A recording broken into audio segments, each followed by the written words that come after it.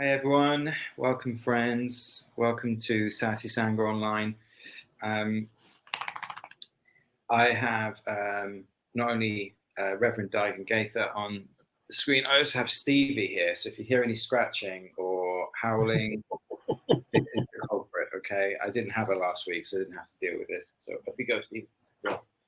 So welcome and thank you for joining us tonight. Or whatever the time is, wherever you are.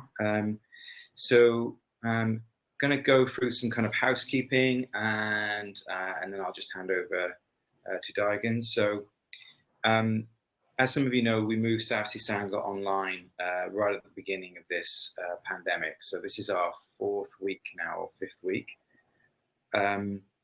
If you're not familiar with the kind of platform, this is how it works. So you've all been using the chat bar there.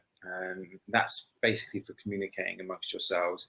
Or if the teacher asks for any feedback or any kind of thoughts or feelings on something they've shared, that's where you would be doing that. If you have any questions throughout the evening around your practice, around something that was shared by the teacher, there's a ask a question tab just next to the donation button. You can put your questions in there. Yeah, Stevie will show up again later on, I think, Fiona. I'm pretty sure of it. If you accidentally ask your question in the chat bar, I will just move it over and it'll be deleted. So please don't worry about that. It will appear in the ask a question tab. Tonight's session is about 2 hours long, give or take. And the topic tonight is called Embodiment Practice in Times of Chaos. I'm really, really pleased to welcome Daigan to Southsea Sangha.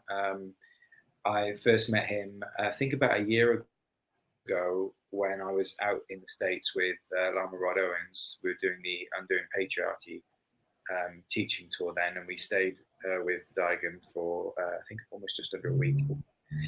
And I've kind of wanted him to be part of the teaching setup for Southsea Sangha ever since.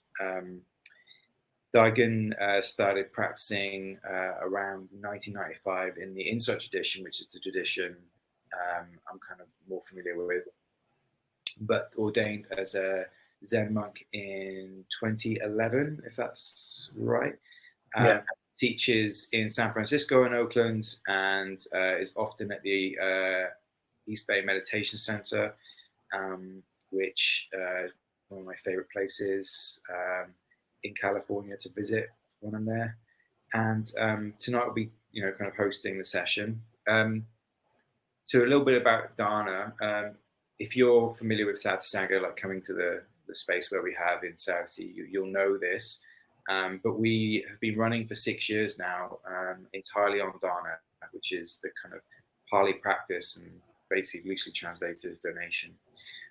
We've been doing that for 6 years, and we've never turned anyone away for lack of funds. And when we moved online, it was really important for us to kind of keep this resource, this refuge going for people. Hence why there's no registration fee for these teachings either. However, it was really important to us to also want to offer an opportunity to teachers to be supported in this way as well, because this whole pandemic has kind of disrupted teachers like Daigan who were teaching in person at centres that are all shut down now. And obviously our community still has outgoings, right? We still have insurance, we still have website costs, maybe more online costs now because of what we're doing. And we will be sharing Dharna with the teacher tonight. So before I'll disappear in a moment, but before I do, I just want to say thank you for your donations and thank you for your practice and your Dharna. If at any point in the evening, we will touch upon this again later, but there's a offer Dharna donation button. And we do our, all the volunteers at Southsea Sangha really do our best to support you. So please do what you can to support us and the teacher and teachers that we host here, so we can keep offering this space in this way. Okay, I think that's everything. I didn't use my notes tonight, so I'm sure I've missed something out, but we'll touch upon it later. So I'm going to hand over to Daigan, and I'll pop back on later for when we do the Q&A. Please feel free throughout the whole evening just to keep putting questions in the question box, and we'll get to them at some point. So yeah, that's enough from me. Thank you, Daigan, and I'll come back on when you invite me. Thank you very much, Daniel. Hi to everyone. I will say it's very strange to teach and only see my own face, but I'm going to do my best. And I want to say welcome. I'm glad that you're here. I'm glad that you're practicing. I'm glad that you continue to practice. And so I want to start first with just some sitting. I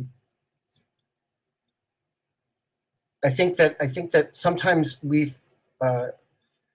it's easy for us to think, oh, if I just sit, then that's my practice. But I think before we start, I just want to say, sitting helps us practice, but the practice is actually what is the rest of the stuff, and we'll get into that more later. I want to invite you to find a comfortable position, a place that you can sit comfortably, and a place that you can feel supported by your body. I want to invite you to let yourself enter your body, to just feel what's it like in this body right now. And as you try to find a comfortable position, you might need to adjust a little bit here and there.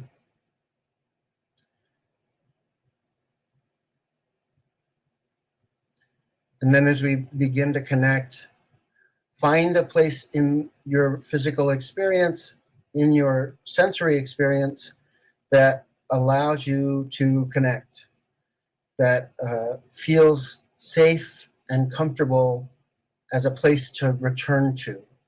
So for some people, that might be the breath. For some of us who are trauma survivors, the breath can be really difficult. So I encourage you to find other sensations in your physical experience that you can feel safe in, that you can feel restful in, and that you can continue to return to. For some people, it might be the feel of your feet on the floor. For others, it could be the feel of the clothes on your body, the sense of the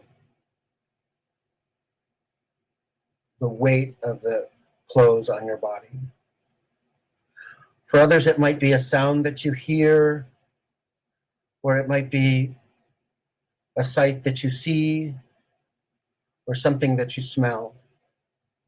I currently am burning incense, and so for me, right now, I smell this familiar scent from the monastery, and it settles me. And the idea is to find a way to settle into our experience. And we use physical sensations and the sensory experience because it's an experience that is right now. It's an experience that is not in the future or in the past, but it's an experience that we experience while we're experiencing it. And so it becomes a way to relate to our life.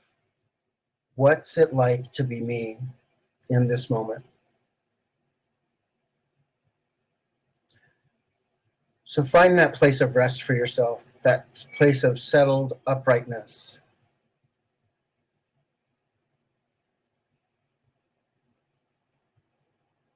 Allow yourself to connect there. And we're not trying to create a special experience. It's not about slowing our mind down or stopping our mind, or, minds think. That's what they're created to do. So we can choose whether to follow those thoughts or to just allow them to arise and pass away. And so allow ourselves to just notice, oh, there's a thought. Let me return to the sensation. Let me return to uprightness. And so I'd like to sit for about 20 minutes, and I'll ring a bell, and then we can start. I'll ring a bell at the end. I forgot to grab mine, so I'm going to go and grab them now. So just find a place of rest. Find a place of quiet. What's it like in this body, in this moment, at this time?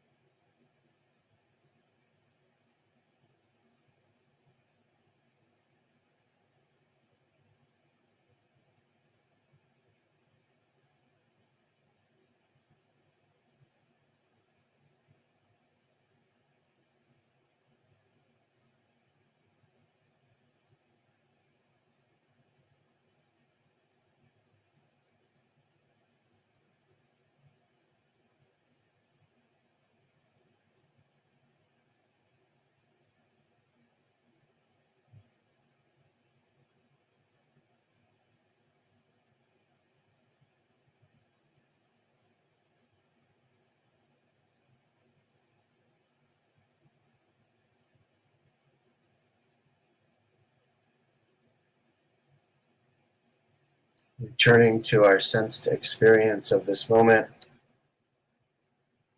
returning to a settled place. Let's draw our attention to the fact that we are sitting with other people in this virtual space. Many people across the globe, and yet we're together here. See if you can allow yourself to feel the sense of that.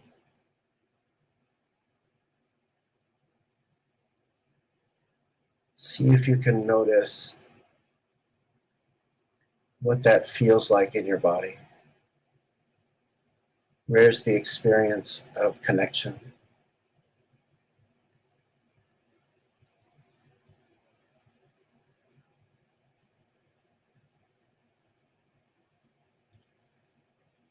I want to invite you to consider that right now, around the world, even people who are not here in this space with us, but everywhere, right now, someone is sitting. Someone is practicing loving kindness.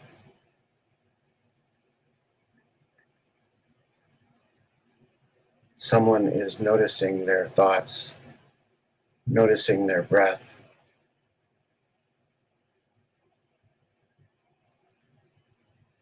Noticing their lived experience.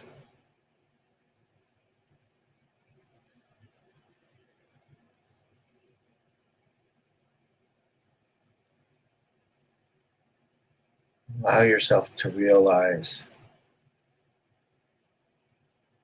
that even in this social distancing era, we're still connected. We are still interdependent. None of us arise alone.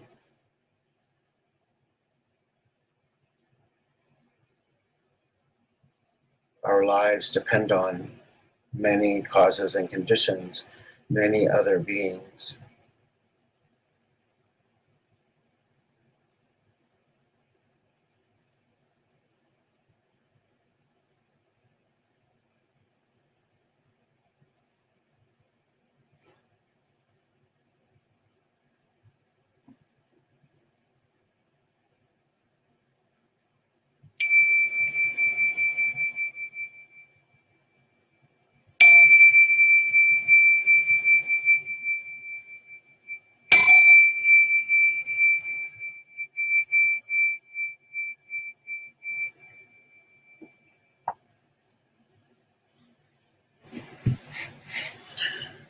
So thank you for doing that with me. I want to start with a poem that is particularly poignant to me these days and where the title of this talk came from. And it's a poem by Jan L. Richardson, and it's called Blessing in the Chaos. To all that is chaotic in you, let there come silence. Let there be a calming of the clamoring, a stilling of the voices that have laid their claim on you, that have made their home in you, that go with you even to the holy places, but will not let you rest. Hear your life with wholeness, or feel the grace that fashioned you. Let what distracts you cease. Let what divides you cease. Let there come an end to what diminishes and demeans, and let depart all that keeps you in its cage. Let there be an opening into the quiet that lies beneath the chaos, where you find the peace you did not think possible, and see what shimmers within the storm. I love this because it's not about having a different experience than the one we're having. It's about realizing that underneath the experience we're having, there's something else that arrives too. that in the midst of however chaotic my life is, in this moment, I can settle into some experience that includes that, but includes everything else too. There's a wonderful Zen teacher who lived for a very long time with severe arthritis and several rounds of cancer, and was in a lot of pain for a large portion of her life and teaching. And her name was Darlene Cohen, and she used to say all the time that, you know, no matter what's going on in her life, she could just ask herself, what else is here? What else is teaching me? And I think that's such a great opportunity, because how we experience the world, how we experience our life, is very much dependent on what we think about our life. Is very much dependent on, can I open up my experience? Can I allow there to be an expansiveness and an opportunity to see everything? Because the truth is in chaos, there's also joy, and there's also love, and there's also triumph, and there's also connection. And in the midst of this pandemic, there's these amazing stories of hope and connection, and people doing amazing things for each other and looking after each other. And I think that that's, and being concerned for each other. And I think that that is how we survive. That's how we connect. That's how we make it through the chaos. I think sometimes it's really easy to be overwhelmed and to be convinced that this is it, that this is how my life is, and I'm just here, and and this is what I got. And I think that how we find healing and how we find connection and how we find community is when we allow ourselves to recognize that this isn't it. This isn't the end, and this isn't that everything changes, and that everything is available. Everything is happening simultaneously. I work in hospice, and a lot of times when I'm sitting with people who are dying, I'm often fascinated at how much joy there is there, or how much life there is there, or how much,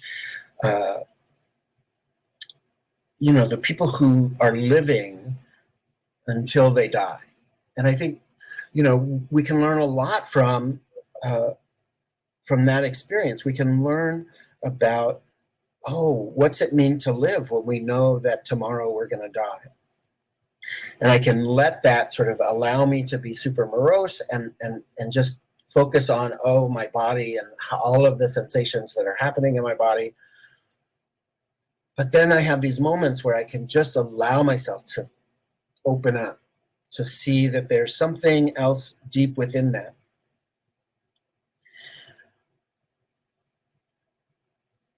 I've spent a lot of time in my own life dying. I've been told a number of times that, you've got 6 months to live, or you've got 3 months to live, or this thing's going on and we can't fix it, so you're probably going to die soon. And I think that I've had numerous ways of dealing and coping and living that experience. But underneath it all, what I find is that if I can open up, if I can let myself be expansive, if I can connect to all of the other people in the universe, in the world, who are having the exact same experience in this exact moment, I can see that there's something that shimmers within that storm, that there's something that lies in the quiet underneath that chaos. I do a lot of work and teaching around creating healing and healthy communities, particularly around social injustice, the over-policing of Black and brown bodies. And I live in a country that's been colonized, and I share land with indigenous people who traditionally protected and were the holders and keepers of this land. And part of my work with that has been to come into relationship with this body, to come into the place of this moment in a white, cis male, queer body with all of the social history that carries, not in a sense of like, oh my gosh, I'm a white guy and white people have done all these horrible things and da da da, but in this way of like, I'm responsible to do this differently, in a way that says, as a cis guy, I can make choices in my life and make sure that the people in my life that I'm in relationship with who are gender expansive or trans or have a different experience of gender than mine, that I can somehow respond in the world differently, that I can help to see them and live in their experience and love their experience and appreciate their experience and allow it to teach me, allow it to tell me something more about what it means to be in the world. Same thing with my friends who are people of color, same thing with my friends who are women. When I work to undo patriarchy, when I work to undo white supremacy, what I'm really doing is I'm working to have the experience of this life and then creating it and being in the world in the way that I want to be in the world. And that's what embodiment is. When I talk about embodiment, what I really mean is take up the body you have with all of the complexity of that, and then allow yourself through precepts or connecting to some deep intention to orient in the world in the way that you want to be. Because every moment we get to choose, who do I want to be? Every moment we get to choose a better way. One of my favorite books is called Radical Dharma. And in the introduction, Angel Kyoto Williams, who's a wonderful African-American queer woman teacher, says, I think we've mistaken the so-called hero's journey. We believe that we can go on retreat into a monastery looking for something and get enlightened, then come out into the world as enlightened beings. But as people who are not monastics, our profound insight only comes in direct relationship with the world, the field of our practice. It is our relationship to the outer world that is the source of our awakening. We then bring the insight to the monastery where we home and integrate it during the retreat. We bring the integration into society, into how we inhabit the environment, into our sanghas and communities, into how we see and treat people, and into how we let ourselves be seen. If we can do that, we come back more awake. And I think that that's what Buddhist practice is at its heart. We all want to just be more awake. We all are trying to find a way to wake up to the experience that we're having. And I think that that awakeness, that realization, that enlightenment, if it's anything at all, it is an appropriate response. Whatever I think of as realization, as enlightened experience, it's got to be how I respond in each moment. Because that's actually the only thing that I have a choice about. It's the only thing that I have any control over. It's the only thing that I can do to bring about the world that I want to live in. And how do I do that in the midst of all of this stuff? I think is a really important question.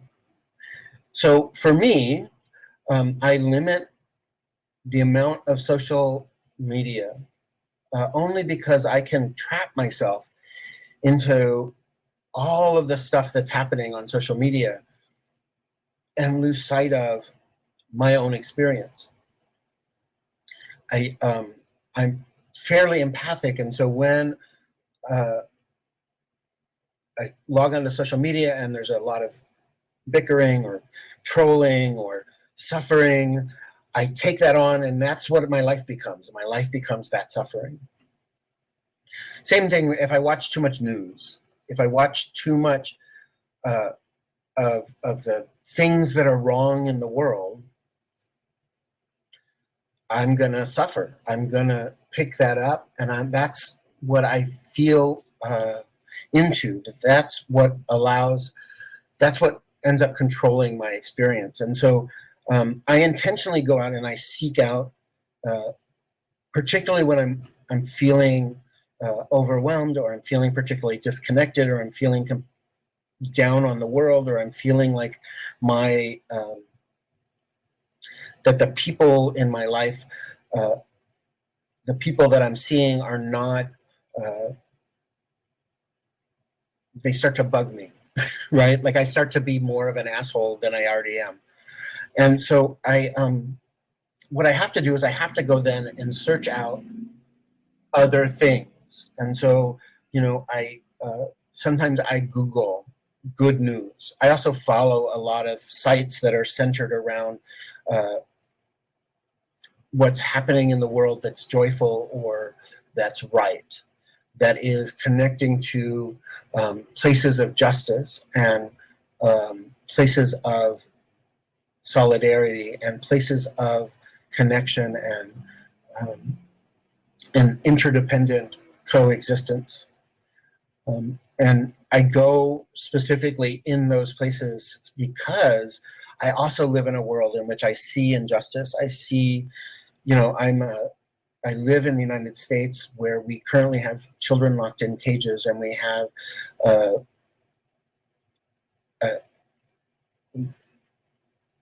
have police who over-police, and we have organizations such as ICE, which continue to raid homes in the middle of this shelter-in-place that we live in. And I don't turn away from that stuff. And the way that I cannot turn away from that stuff is that I also include these other things, these places where people are doing amazing things to bring about justice, the places where people are loving each other, the places where there's an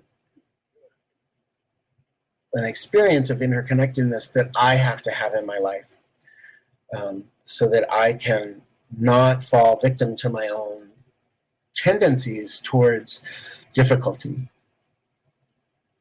And that's the interesting thing, right? Like, I think that Buddhist practice doesn't make me a better person. It just allows me better choices. I begin to see an expansive experience. The more I connect to my body and this moment, the more that I have an opening to better choices. And that is what we mean when we say, so-and-so is a good person.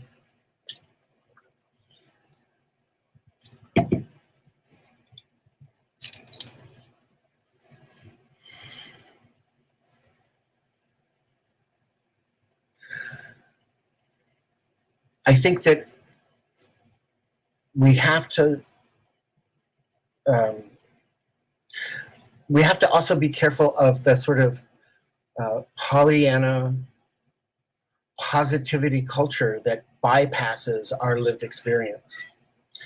Because the truth is, we can't deny that the chaos is happening. We can't deny that the suffering is happening. We can't deny the experience that we're experiencing.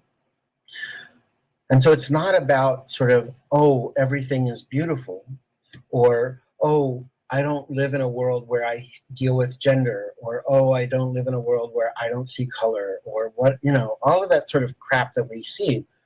But instead, what we do is we realize that, oh yeah, I have this experience of the world, and there's also this other stuff.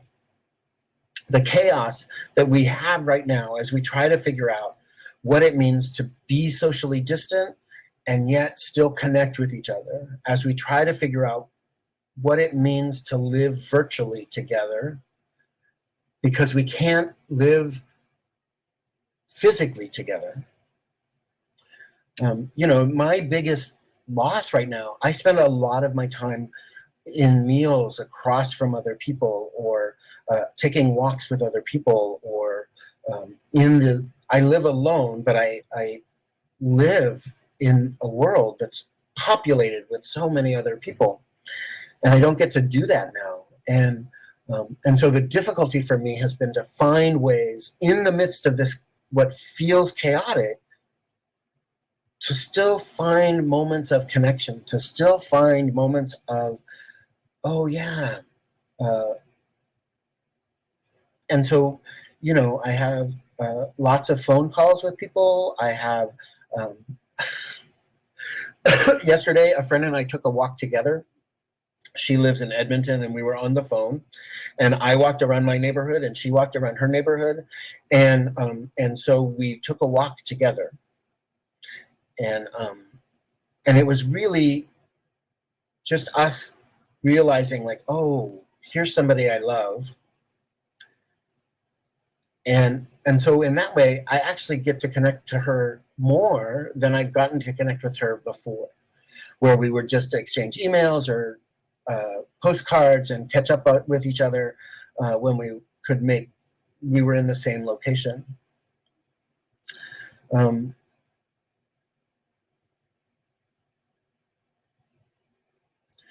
So we have to be mindful of having the experience we're having, but not falling into the trap of bypassing away from something because it's uncomfortable. That was the other thing that she includes in here. When she was talking about this, she says, if the fruit of our practice is not a desire to respond to the world, if it just remains in response to your own needs, me is all you are seeing. I want to feel better. I want to feel like a spiritual person. I want to be seen as right. But I don't want to actually be responsible for the world that I'm in. Then you haven't woken up.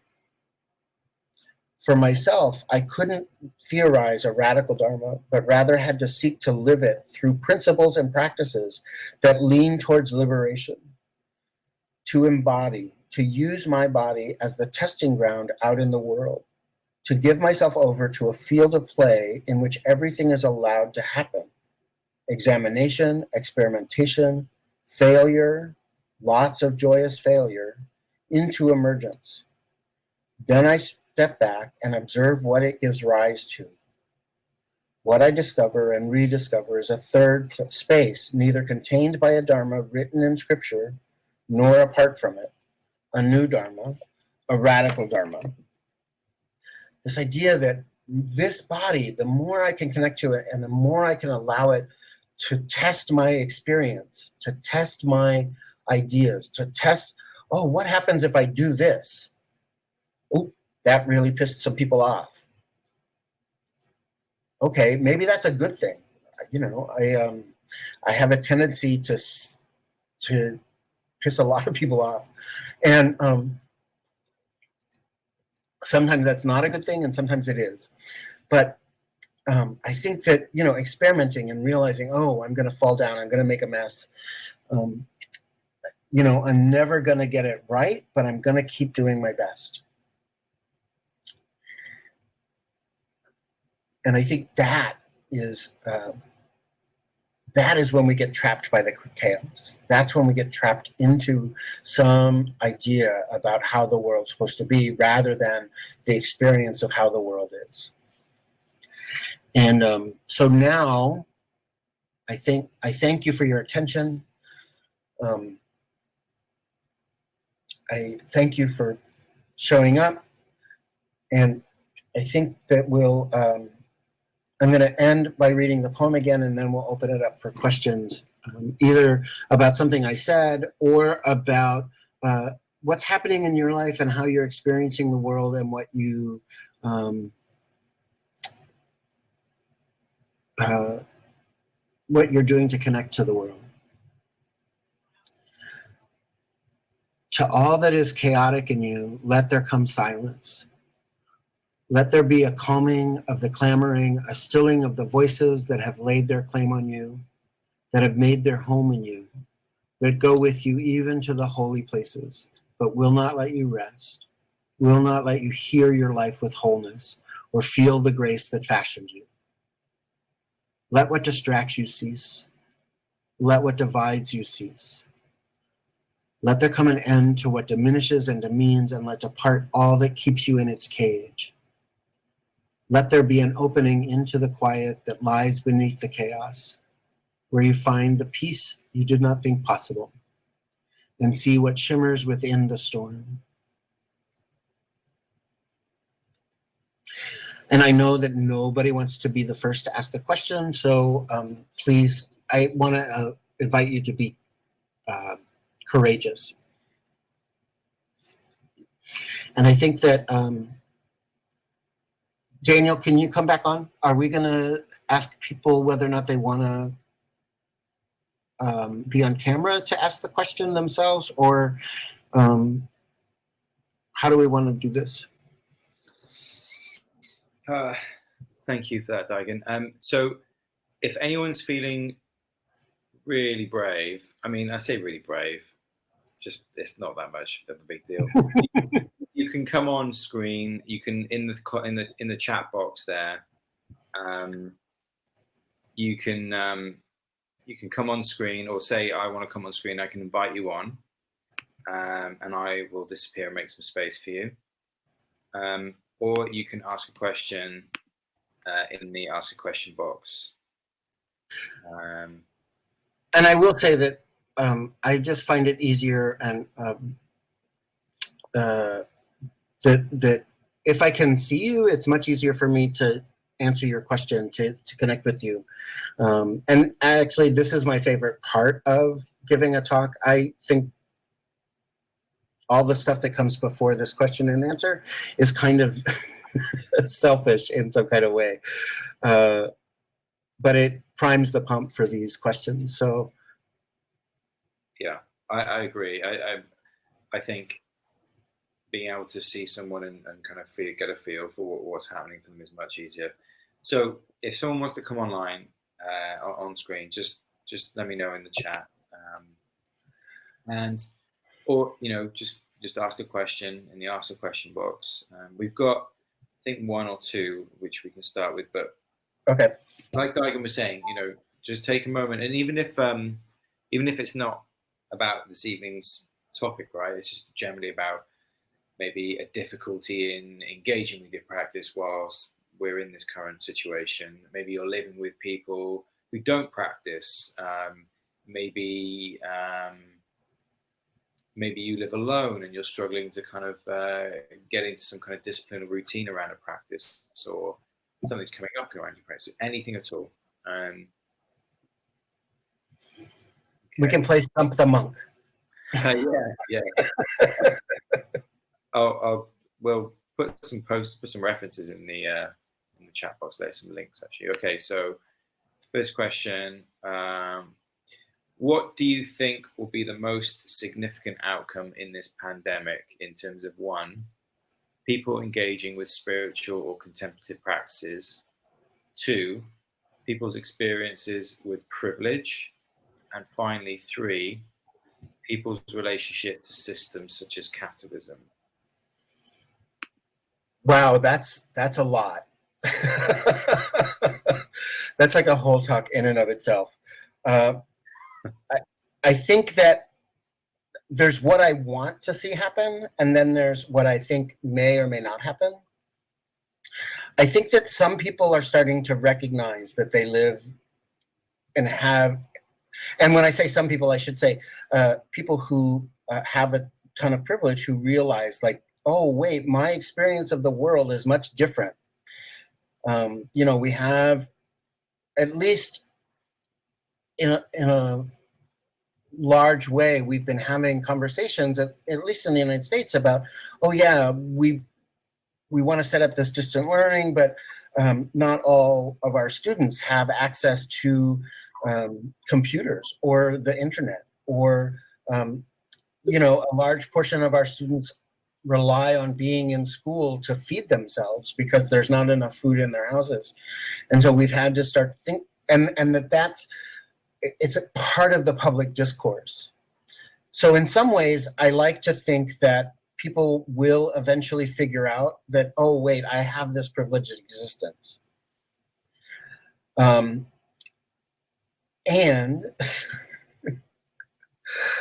whether or not that holds any kind of weight when people begin to change behaviors, I don't know. I'd like to hope so. I do think that, capitalism, we have an opportunity here to really talk about the fact that,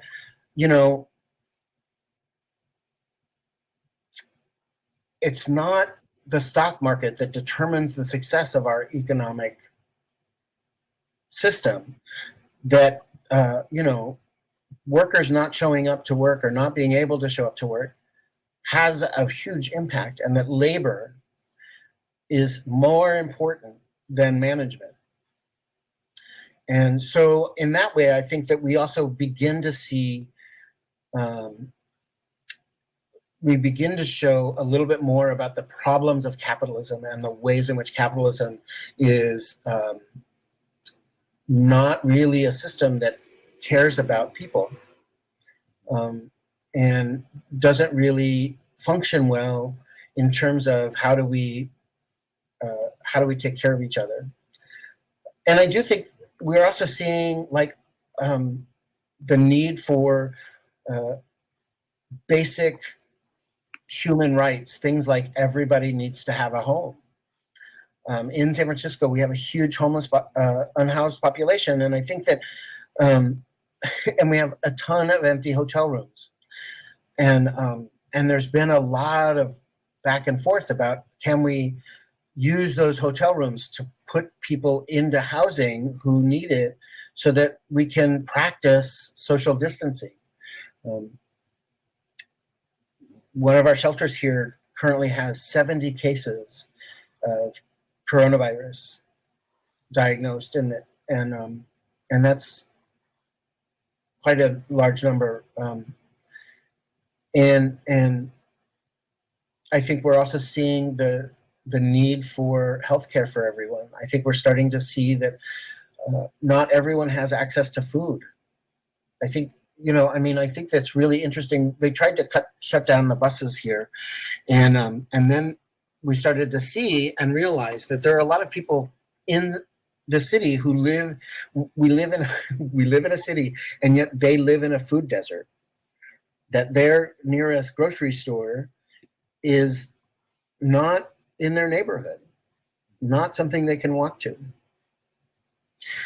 So, I think that the access to food and stuff is also becoming more clear. But whether or not these ideas stay at the end, I will also say, I think that we have to figure out what the new normal is, because I don't think that we can go back to the old normal. And I think that much like when we have a big transition in our life, when I'm talking to families who have experienced the death of someone central in their family, I often talk about it in terms of, you're going to need to spend some time to figure out what the new normal is. Mm-hmm. And I think we have the same situation. We're going to have to figure out, as we come out of this, what's our new normal?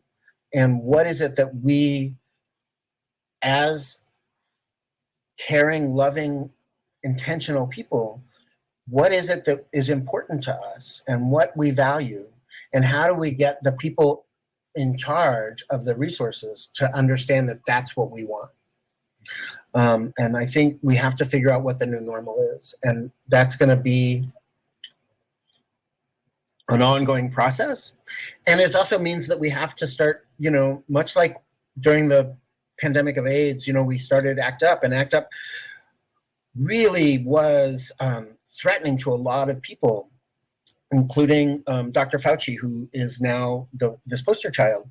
But I think that Dr. Fauci learned a lot that I see in the AIDS crisis that I see now coming forward. And he's responding to this differently than he was when AIDS was first happening in the United States. And I think that we're going to have the same kind of mobilization. We're going to have the same kind of demands and shutting down Wall Street, shutting down the churches, the thing about ACT UP was we just wouldn't let them go back to business as usual.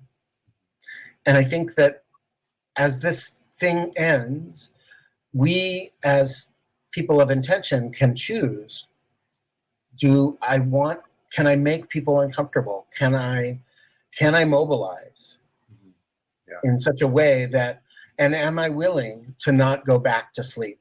Am I willing to not forget the lessons I've learned here? I think go ahead. I just think it's really interesting how one of the opportunities afforded to some people now is an opportunity to reflect on some of the questions you've raised, and we're now faced with an opportunity of do we reinforce our ability to bypass, our ability to ignore, or do we actually, in the four walls of my house, do I take up this opportunity to reflect on what it is I don't want to go back to, what it is I want to see different in the way I relate to the world, to the earth, to the environment, to people, and I don't have an answer, but I'm just like I'm finding it very curious and very interesting. I'm just gonna, before we move on to another questions come in, I was watching. I have a small son, Roshan, and me and him were watching a nature program yesterday, and it was about the natural world at nighttime, and how terrapins are around on the 4th of July come onto the land by New York to lay their eggs, but because of the amount of natural light coming from buildings, and it was 4th of July, so the amount of fireworks and everything, they got confused, right? So there was lots of footage where they were just showing the amount of people in New York celebrating the 4th of July. And this is not obviously what the program is about, but I found myself sitting there going, well, there's a lot of people in this. Yeah. It's like, obviously there is a lot of people, but in that moment I was like, I don't want to go back to that. Like the amount of people, the footage of people celebrating and the noise and the lights and stuff. I was like, I noticed something in my body go, ooh, I don't want to go back to that. And but there was always that many people here in the first place. It's just there when I was in the park, I took Stevie for a walk, and it was like a 30-minute walk, and I was like, this feels busy for me, and this is nowhere near as it normally is. And I was just like, oh God, there's so many of us, and there's so many. It was just, there was a lot for me to kind of noticing a response to all that, and I was like, okay, so what is it I want to go back to? What is it I don't want to go back to? What wasn't working? What was working? Right. Figuring out myself. And so I think it's really interesting. We're seeing lots of images of the ways in which, like, the canals in Venice are now have porpoises in them again for the first time, because there's so few people and so much less traffic. And you can see the shipwrecks in Lake Michigan because the water's so much cleaner. And it makes me think of, so when I was in the monastery, I think, before every meal we would sort of chant this chant that starts with the lines, we reflect on the effort that brought us this food and consider how it comes to us. Mm-hmm. We reflect on our virtue and practice and whether we are worthy of this offering. Mm-hmm. And I sort of have extended that to all of my life. So, I live based upon people's offerings, and I try to continually reflect on my own practice and my own virtue. How is it that I'm living in the world, and whether or not that's worthy of the offerings that I receive. Sure. And I think that we can all do that, right? Like, think about what it is that went into this thing that I'm going to eat, right? So if I'm eating meat or not eating meat, if I'm eating, vegetables or whatever it is, can I think about all of the things necessary to make that travel and end up on my plate? And that means the people who picked it, the people who cared for it, the people who grew it, the people who, and the sun and the bugs and the life that sort of had to go into it. And can I receive that in such a way that it's an offering from the entire universe, right? Because we all live according to causes and conditions, and sometimes we forget that, right? And so being able to continually remind myself of that allows me to open up to this new way of being. And I think that ties back really nicely to what your talk is about, because I've heard so many teachers and I've sat with other people, and the common thread of how do we, before this pandemic, or even, this pandemic, I was listening to a teacher the other day saying, this was on the cards the whole time, some kind of environmental catastrophe or a pandemic where we live so close together and we're pushing into the natural world, and things are going to come out of the natural world. Like, it was eventually, and we live in a globalized world, right? So this was always on the cards. But even before this, like the environmental situation we were in and the social injustices that we see and hear about and participate in, is because we've become so disembodied, so disembodied with our experience, with our relationship to the earth. That we've got to this point, right? And now, like you were saying in the talk, like we've been given an opportunity to become more embodied, like with the food that I'm eating, with the floor that I'm walking on, with the air that I'm breathing, and seeing like how networks and supply chains are breaking down. It's like, we're all connected, and we're all to embody this realization is so profound for me right now. Like, I'm becoming much more embodied, I think. And that word embodiment is becoming so much more meaningful to me anyway. Right. Okay. Let's move on to this one. So there was a question there that has vanished. I think it was from Natasha. So Natasha, it's vanished. If you could put it back in, that would be great. There's another one here while we do that. From Catherine. How do you think impermanence how can we think of impermanence in these times of pandemic? So I think one, how can we not, right? Like, there's a lot of death happening. There's a lot of destruction that has happened, and there are a lot of people who are grieving and suffering.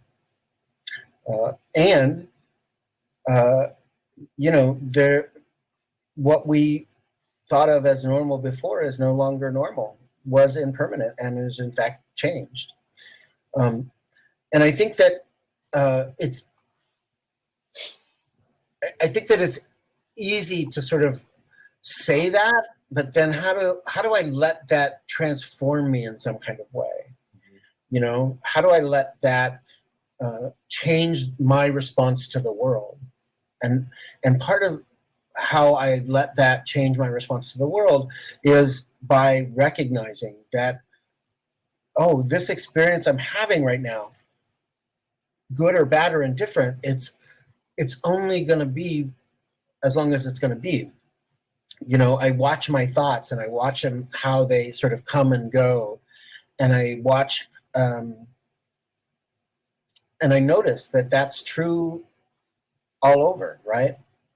And so I think it's easy for us to think about impermanence, but then to let that really change us in some kind of way, and not bypass from it, right? Like, to recognize that that impermanence means I'm going to suffer, means that people I love are going to suffer, means that, and to not turn away from that suffering, and not think that somehow means I'm not practicing hard enough, or that I'm not a good enough person, or, you know, all of the things that we want to put on top of, oh yeah, this thing that was important to me is now different, and I am different, and I just need to figure out what's the next appropriate response. What's the next obvious thing?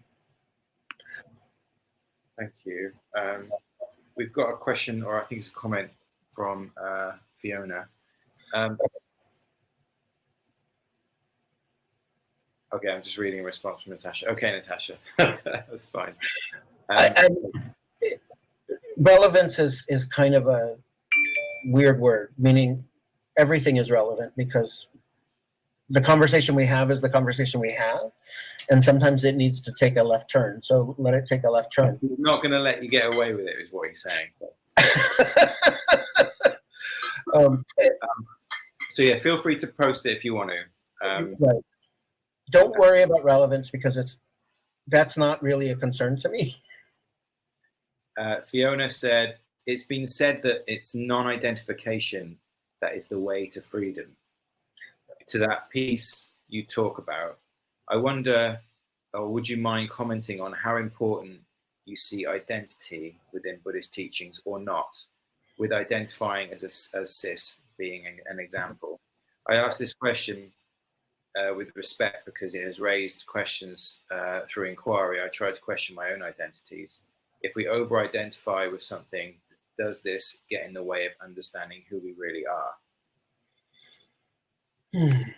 I think that when we talk about identity, I think first we need to be really clear about what the Buddha said about no self and what that really means.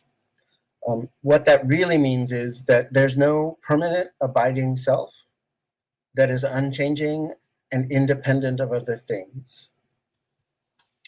So, and for me, it was really important and really interesting, because when I started practice in 1995, I had this question about, you know, I would hear this stuff about an anatta, or no self, and I would think, I worked really hard to be okay being queer and being effeminate and being all the things that I am, and now you're telling me that that's not real or okay, or that that's somehow a distraction. And I found that really insulting and problematic. So I did a really deep dive into what it means, what was actually said, and what does it really mean. And I think that what I've come upon is the realization that, you know, being queer or being cis, or, you know, they're unchanging in the sense of, you know, my arm is here, right? Like, this is my arm, and it's really difficult if that arm doesn't exist. And same thing in my life, if I try to pretend that being queer doesn't exist, or being a male doesn't exist, or being white doesn't exist, or being disabled doesn't exist, right? But I can let that also not be stagnant. It's not a concrete thing. So my understanding of queerness has evolved as I have grown and changed. So even those identities are not stagnant, and they're not permanent. They're just, you know, like everything else, they're constantly changing and evolving and deepening and altering. And, you know, I mean, when I was 16, I started to try to figure out what it meant to be a white guy raised in the family I was raised in, and with the conservative values and stuff, and what does that all mean, and what does it mean to be queer, and what does it mean, you know, all of those things. And I think that, yeah, so I think we have to be really careful. Identity is great, and it helps us find our place in the world, and it helps us realize our own embodiment and our social location and the intersectionality of all of that. And we need to let it keep changing, and let it keep evolving, and let it keep being expressed, right? And the great thing is when I can settle into that and recognize, like, oh yeah, this is the body I got, this is the life I've got, these are the cards I was dealt, and you know, that has certain privileges and it has certain marginalizations, and that, but if I can live in all of that and allow all of that to be true, then I can change the way I respond to the world. I slowly can evolve into responding in better ways. And I also stop trying to tell other people their experience. You know, I can be educated by other people. So when my friends who are African American or Black or Indigenous tell me their experiences, or I get to read books, right? Or consume stuff that is not meant for me, but is available to me, I can let that teach me because I'm not trying to be something else. I'm just this, right? And so then as all of that happens, I learn things and I learn new ways to be in the world. And my friends can then tell me what they need from me and what it means for me to support them and be loving to them, right? Because I really want to be a loving person. And unless I'm willing to listen to what people's experience is and then believe them when they tell me what that is, you know, I do a really shitty job of loving them. So I need to have those identities as markers to start from. This is where I'm starting from, and this is where I want to be heading towards, right? And so the only way to undo things like white supremacy and undo things like patriarchy and undo things like capitalism is to recognize the role they have in my life and start from that place and then believe people when they tell me something else. Did that answer your question? Hopefully Fiona found it helpful. I found it really interesting. I won't add to that because I think you've kind of covered everything I was going to maybe say. I don't want to attempt to add anything to that. Natasha's reposted saying, Right. I was just asking for one or two resources to start off on my Buddhist journey. I have looked at resource lists, but there are so many I get resource blind. Yeah. Mostly self-teaching until now, and would like to be just pointed to a starting point of developing my learning. So the things that I return to over and over and over again that are sort of my basic texts for practice, not necessarily academic study, but actual practice, right? One of them is the book Radical Dharma, which is conversations amongst Black Buddhists. And it's super educational to me because it teaches me about practice inside of an identity. There's a wonderful book by Zenju Earthland Manuel called The Way of Tenderness, which again informs me about how to live my life in a way that feels authentic to me. And then there's a really great book by Walu, and I have to remember what the name is. I think it's something like,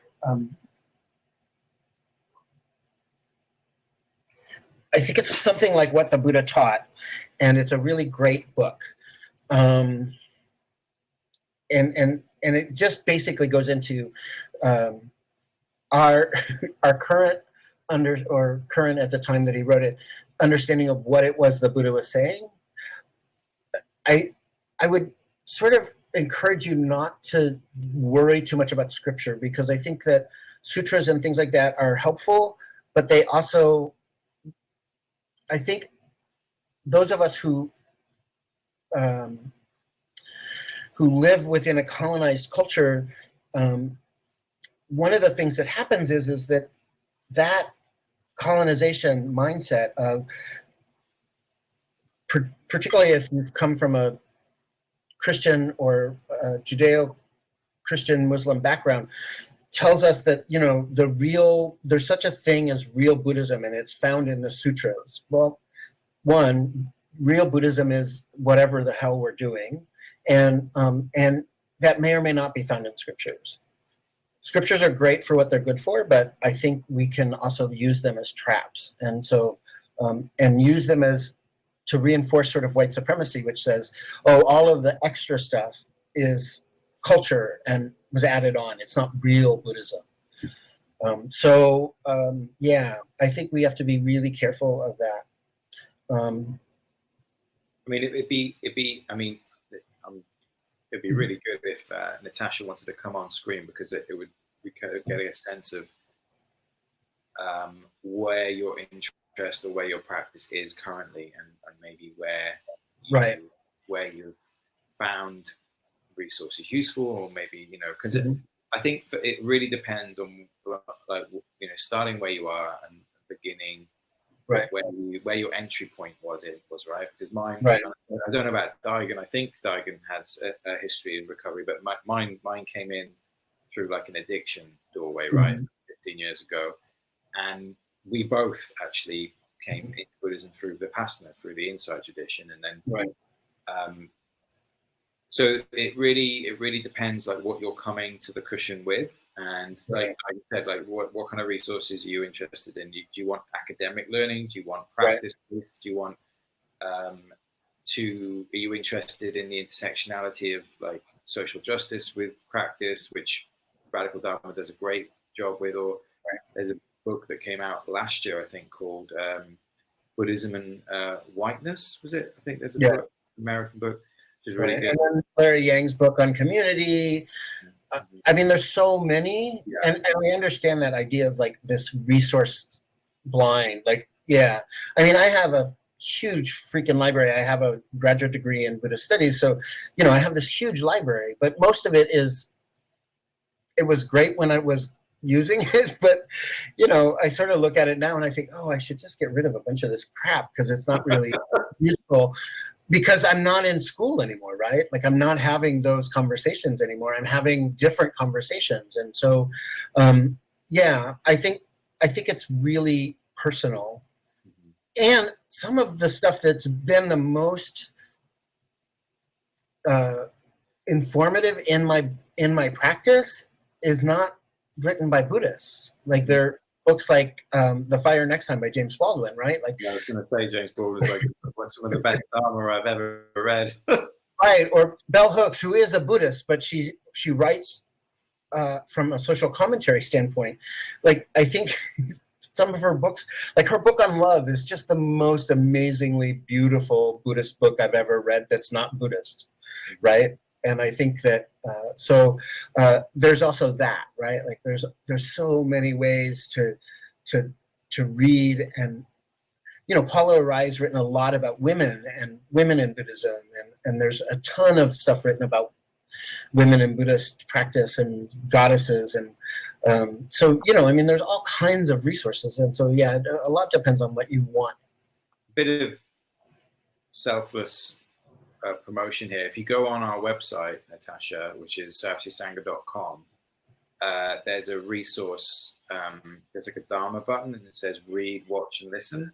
There is a long list of books there, but the books are kind of the resources created around kind of entry level stuff and themed as well. And there's also like some links as well. So maybe go on our website and go there. Okay. Let's look there. Okay. So we're out of questions. Does anyone else want to ask a question? Otherwise, I will ask Daigan one question, and then we would kind of, draw it to an end. But now's your chance. If there's like a burning desire.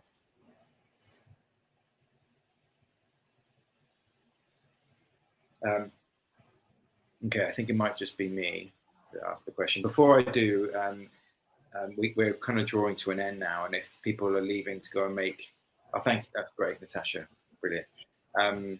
Thanks for the question. If you're going to be leaving to go and make some food and kind of start winding down for the evening, please don't forget that we run entirely on Dharna, and we want to support the teachers that we invite onto this platform. We're really grateful to Sangha Live, who are allowing us to use this platform for free as their kind of expression of Dharna as well. So we're really grateful for them. They do daily meditations throughout the week,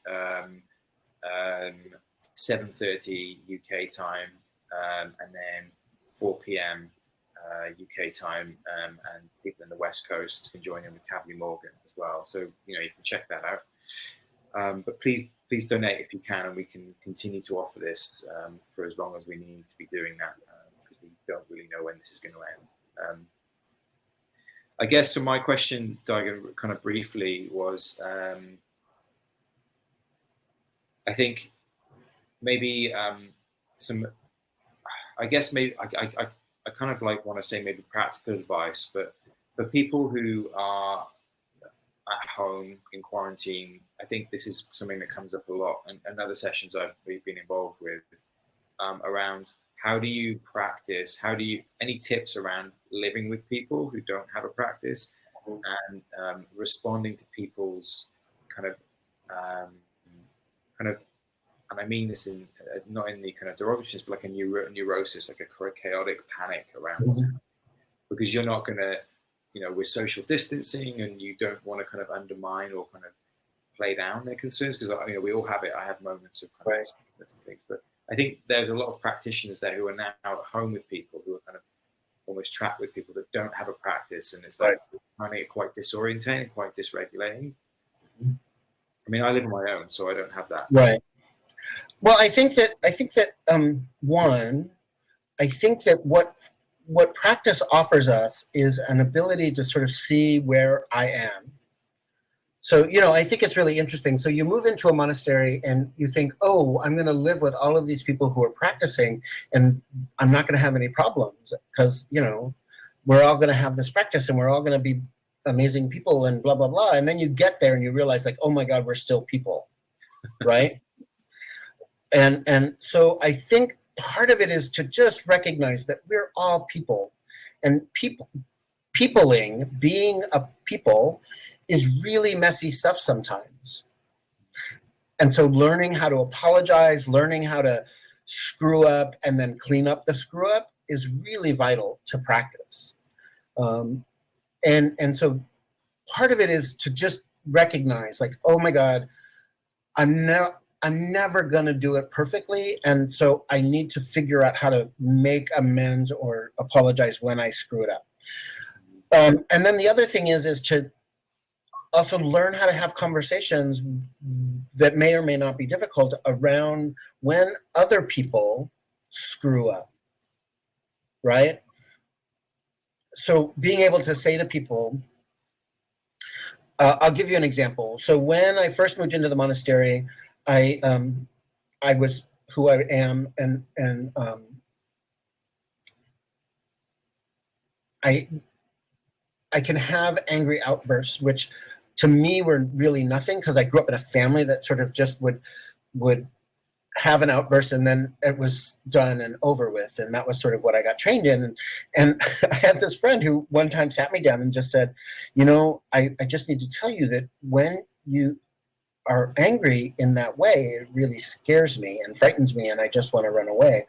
And I just needed to tell you that. And I was struck by two things. One, that my response was, oh my God, she loves me and finds our time together important. And so, and even, she was like, look, it's not that I think your outbursts are aimed at me or anything. It's just that expression is frightening to me. And I was like, oh, she loves me and finds our time important and is asking me to change my behavior in such a way that we can continue to be in relationship with each other. Mm-hmm. And she's one of my best friends today. And I often say to her that was the moment where I recognized I could have had two responses. One was, screw you. I am who I am, and you just need to, anger is important, and all the things I can do to sort of justify how I want to be. Or I could just let her love me and see what happens around that. And it was really beautiful. And this is over 15 years ago, and she's still a really dear friend. And we have those kinds of conversations. So part of it too is to learn how to have those difficult conversations that say things like, I'm really tired of seeing your face, and I need a break from you. And I know that we're stuck in this apartment together. I'm just going to go in the other room and watch TV for a while. It's not that I don't love you. It's not that I don't want to spend time with you. I just need a break. Right? So there's all kinds of ways that we can learn to have conversations and tell the truth, right? And live with some integrity about that. Practice peopling. Right. And being humble, Linda says being humble. I think that being humble is such an amazing gift when you can practice it. And sometimes that means, I think of humble as being right size, right? So being humble just means that I recognize who I am and my embodiment and and can I just be me, right? The right size for this experience. I like that. Like being humble was like, okay, I'm actually this big, and Right. I need to accept that I'm this big. Right. Yeah. Don't you know who I am? Which as a teacher, it's funny because as a teacher and as a chaplain, it's really hard sometimes because people need you to be that thing, right? Like they need you to be bigger than you maybe feel in the moment or whatever. And that's okay. And I can do that.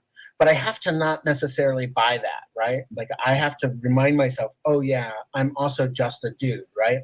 And sometimes I have to remind my students, like I'm just a dude, right? And I cuss and I do all the things that I do. And hopefully I don't hurt people in the process, and I try to be really mindful of that. But it's really easy for me as a teacher and as a chaplain to think I am something. And luckily I have people in my life who are just like, girl, get it right. I really like the start of that thing. Is beautiful. I love that. Thank you. Okay, everyone. I think it's a bit too big for the time we've got left. I think we're going to bring it to an end. But if anyone wants to follow Daigan online, I'm going to post his website here. And what's your handle on Instagram, Daigan? I think it's Reverend Daigan. Okay, yeah. And then I'm also on Twitter. And I also am willing to do private meetings if you want to Zoom a meeting or something, and we can set up a time. You can contact me through my website. And then also I have a podcast that goes called Stump the Monk, in which I have lovely conversations with a variety of people. Which is awesome, by the way. I really enjoy that.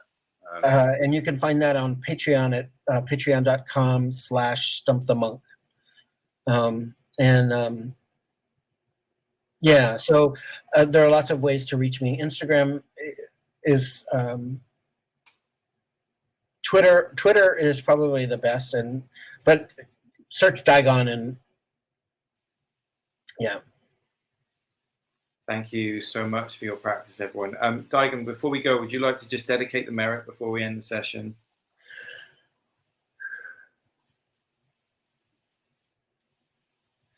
May our intention equally extend to every being and place.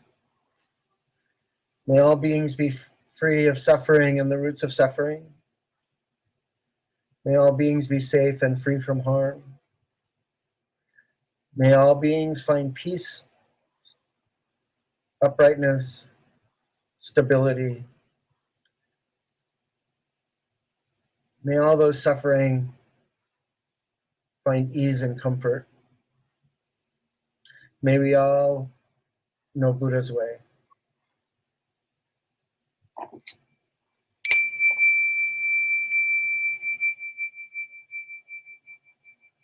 Thank you, everybody, and thank you, everyone, for logging Daniel, would you forward that question to me? Maybe I can take time and answer it in an email or something. Yes, I can. It's Catherine, so I can definitely do that. Okay, awesome. Thank you all very much. See you next week. Stay safe.